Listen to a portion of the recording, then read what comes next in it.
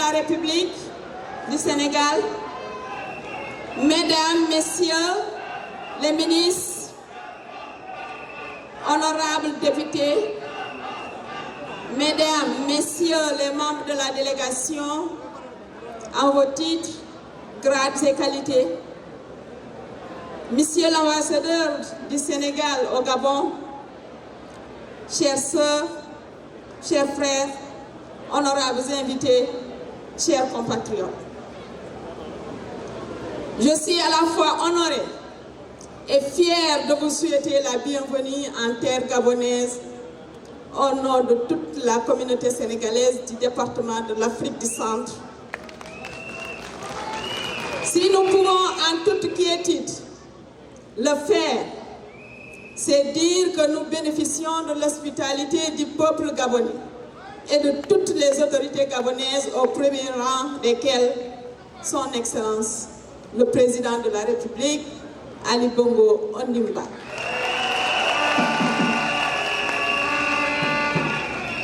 Monsieur le Président de la République, nous démarrons ce discours avec des mots de remerciement à votre endroit.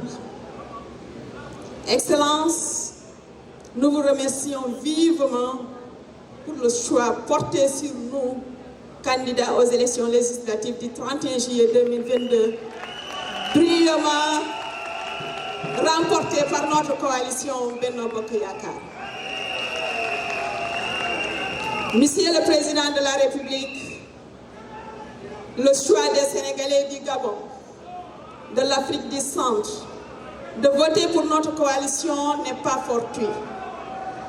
Comme toutes les autres régions de la diaspora, nous avons aussi ressenti vos efforts pour nous accompagner au quotidien. En effet, depuis 2012, nous votons et gagnons régulièrement toutes les élections. Pour ces législatives du 31 juillet 2022, tous les camarades de la coalition ont mouillé le maillot pour faire triompher notre liste.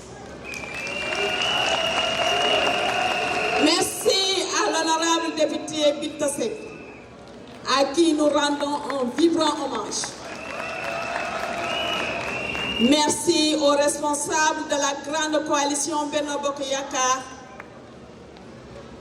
Ibrahima Sall et son équipe, aux coordonnateurs des 9 provinces et leurs équipes. Ils se sont tous mobilisés pour réaliser les bons résultats que nous avons obtenus. Qu'il me soit permis de rappeler que tout ceci ne saurait être possible s'il n'y avait jamais eu cette détermination, cette assurance et la persévérance de ces braves femmes, de cette vaillante jeunesse qui est là. Qu'on applaudisse pour ces vaillantes femmes, qu'on applaudisse pour cette jeunesse qui a tant fait pour le président de la République. Ceci me motive à renouveler mon engagement, ma fidélité et à redoubler mes efforts consentis jusqu'ici pour des lendemains meilleurs au bénéfice de toute la communauté. Monsieur le Président de la République, voilà les femmes, les jeunes, les hommes qui vous témoignent leur attachement et fidélité avec un engagement sincère. Nos remerciements vont également à l'endroit des chefs religieux, aux chefs coutumiers, aux chefs de colonie, aux chefs d'entreprise et aux opérateurs économiques. Merci pour le financement des femmes à travers le FAISE. 50 millions sont déjà disponibles pour de nouvelles attributions. Nous comptons sur votre précieux concours pour son renforcement. Ces braves dames qui se battent au quotidien ont réussi à créer leur propre activité, ont été aussi confrontées aux difficultés nées de la pandémie. Merci pour le soutien important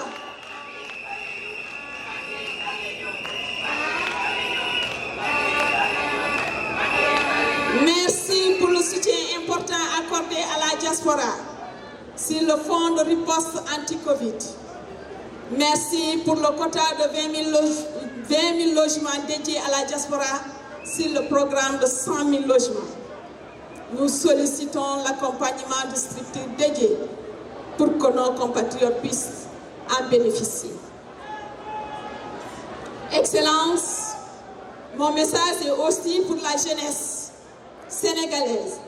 Dans ce département où les jeunes ont fortement ressenti les conséquences économiques de la Covid-19, c'est pourquoi ils ont demandé à pouvoir bénéficier d'un accompagnement technique et financier des services comme l'ADER, FNPJ et le FONGIP, qui contribuent de manière efficace à la relance économique post-Covid-19 au Sénégal.